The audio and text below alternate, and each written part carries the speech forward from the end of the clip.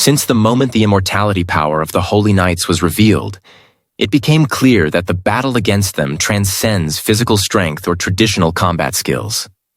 This has led many fans to launch multiple theories regarding the only way to affect them. Some believe that haki, especially the advanced form of the royal haki, might be the key to facing them, while others thought that Scopper Gaban, being one of the survivors of the God Valley battle and having faced them before, must know some hidden secret about them. However, the truth seems to be much deeper, and it doesn't relate to haki or combat experience. If haki alone were enough, Roger, who was described as having the strongest haki in the story after Joy Boy, would have led the revolution himself, especially since he lacked nothing. He was surrounded by an invincible crew and had top-tier allies like Whitebeard. He could have also recruited the remnants of the Rock's pirates and united them under one banner. Just imagine this alliance heading to Mariejois. Who could have stood in its way? No one. Yet Roger did nothing. He believed that the coming of Joy Boy was the true and only solution to ending this system, confirming that the matter was never about combat strength, but something deeper and greater. And Imu-sama, despite the many powerful figures in the world, showed no anxiety or concern towards anyone the way she did with Joy Boy, because he represents the only real threat to her throne. Not because he's physically stronger or possesses unimaginable haki, but because he is the sun god, the holder of a power that breaks the laws of this world, a power that is not inherited nor acquired, but born with its bearer, a hidden power from the sun. Among the hints that Oda has presented throughout the story, there are clear signals that the only force capable of affecting Imu-sama and the Gorosei is not haki or physical power, but the very essence of Nika's devil fruit, the power of the sun. This ability, still shrouded in mystery, seems to be connected to an ancient legend that transcends the world of One Piece and delves into the depths of the mythologies that inspired the story.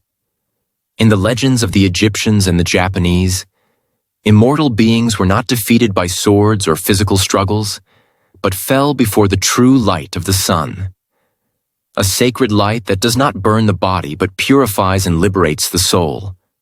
This concept perfectly aligns with Luffy's new role as the Sun God, the true heir to Nika's power, not as a symbol of rubber and joy, but as a vessel that holds within it the eternal ray of light, capable of breaking the chains of immortality and freeing souls from their eternal bondage. Perhaps this is the secret that makes Imu-sama fear Joy Boy alone, because he is the only one who can face her in her essence, not her shell. Luffy doesn't need to strike them to break them, but rather to unleash the eternal radiance that disrupts the cohesion of their souls, striking them from within, where neither swords nor haki can reach.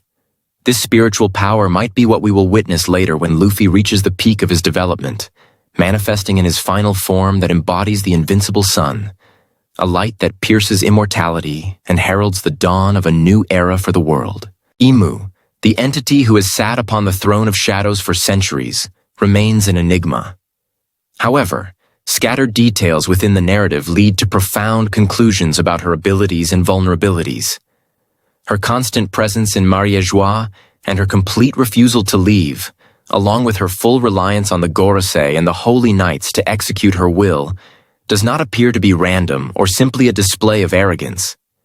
It may be linked to existential constraints that prevent her from being exposed to sunlight, much like the religious and mythological symbolism that Oda has carefully woven throughout the story. There is a clear contrast between the sun and the darkness, between dawn and night, between Nika and Imu.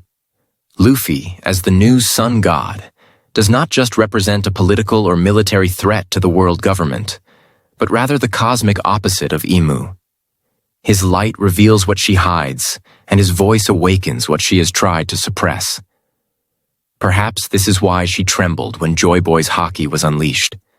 Not because it is stronger than the Gorosei's haki, but because it was the first reminder to her that dawn is coming, and no matter how long the darkness lasts, it cannot withstand the eternal radiance of the sun. This is when we understand why Nika's devil fruit was erased. why his name was hidden for centuries, and why Imu targeted figures like Luffy, Shirahoshi, and Teach.